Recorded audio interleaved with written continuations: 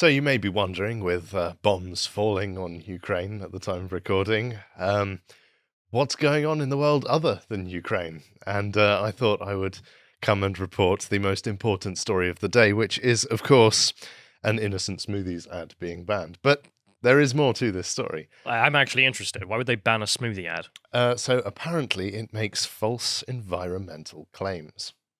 Let's go through the article.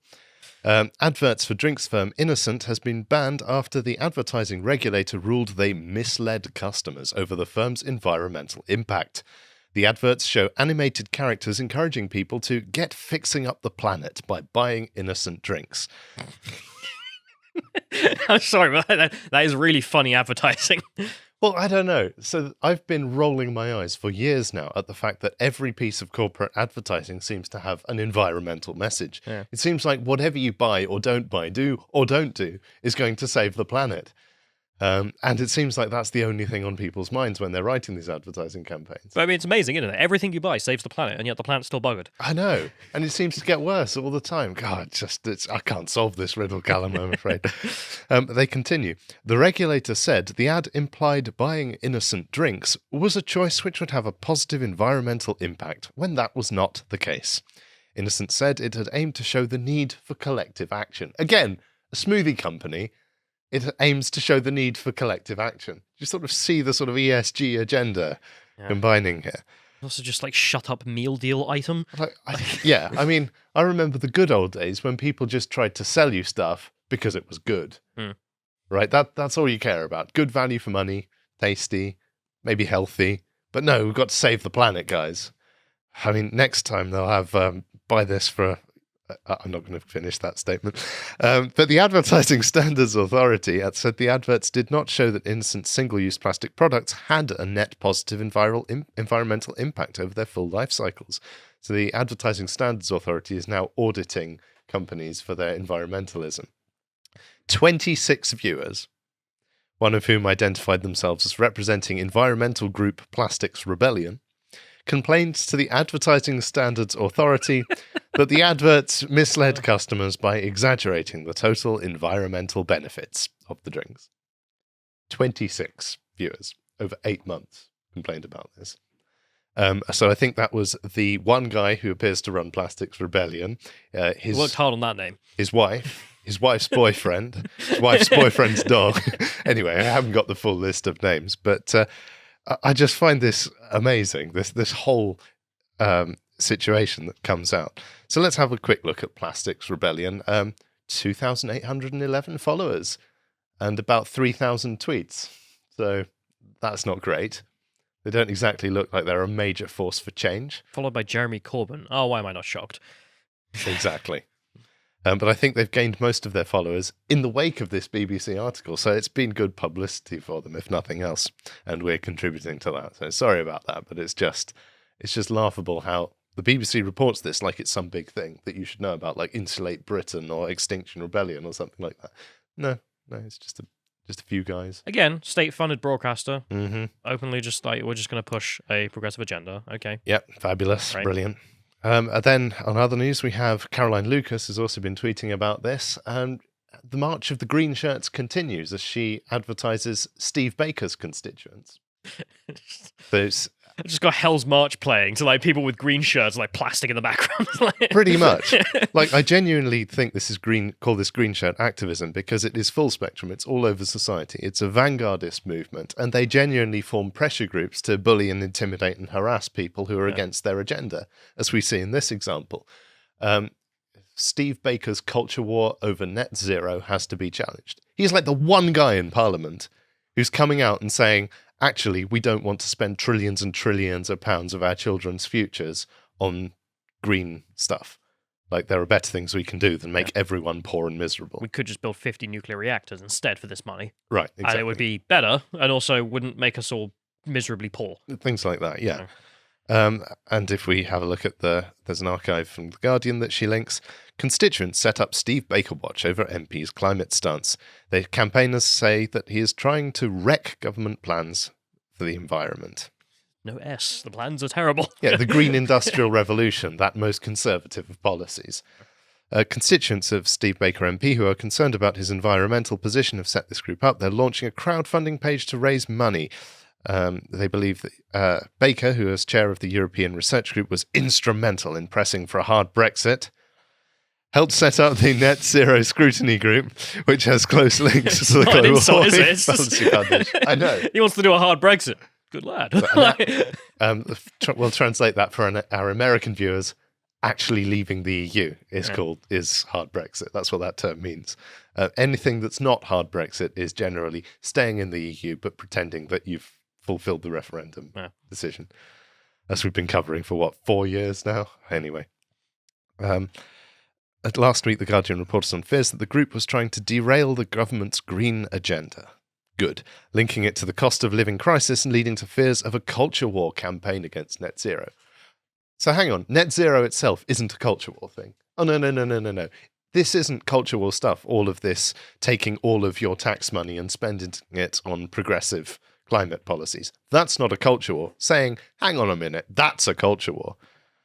That's the world we live in. We only want to reform the culture into our worldview, but it's not culture war, bro. No. It's like liars. It's just progress, my friend. It is just progress.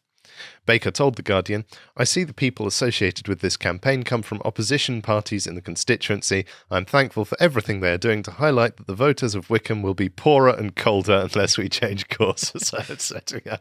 Pretty good. It's true. We all care for the planet, but our current net zero strategy only works for those who can afford much higher bills. If this is what local Lib Dems and Labour want, then I'm happy to explain that to voters. Good. Yeah. Great. That's the sort of Conservative we need. But it continues. So there's this article as well, which was linked. I love this. Steve Baker's Conservative rebellion tied to pro-Trump disinformation network, bankrolled by Robert Mercer. Oh, fabulous. Oh, no. Then you look at it, the rebel Tory MP sits in the middle of hard-right lobby networks on climate change and the pandemic linked to Cambridge Analytica.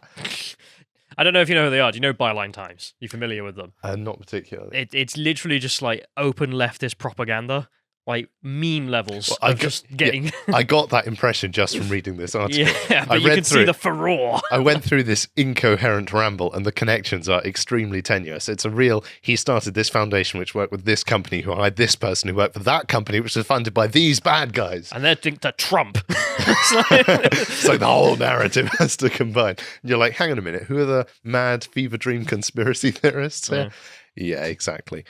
And they seem to think he's some kind of eminence grise, like Dr. Evil or something like that. He's previously led successful Tory rebellions against sitting prime ministers, resulting in major government and policy changes. You were pro those rebellions. It was getting rid of Theresa May. I know.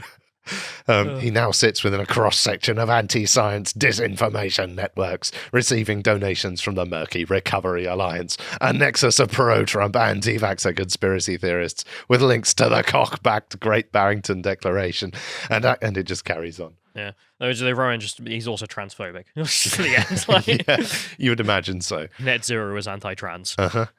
But another green shirt lobby is also up to no good, although this is a little bit funny. Extinction Rebellion activists buy George Eustace's constituency office and use his rent to fund Insulate Britain legal bills. So basically they're just his landlord now. Who's George Eustace? Environment Secretary. I know. Very important man. Okay.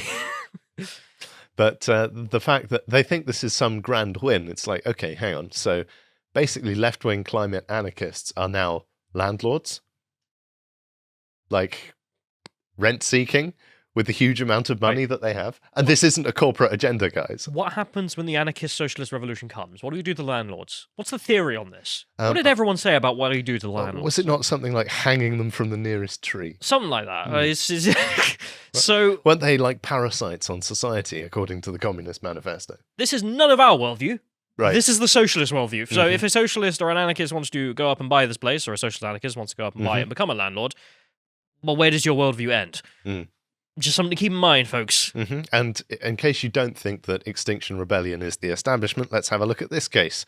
Extinction Rebellion Sheffield, protester fined protester fined 1,500 for blocking road, gets conviction quashed at Old Bailey. So What was the deal? Yeah, it just happens.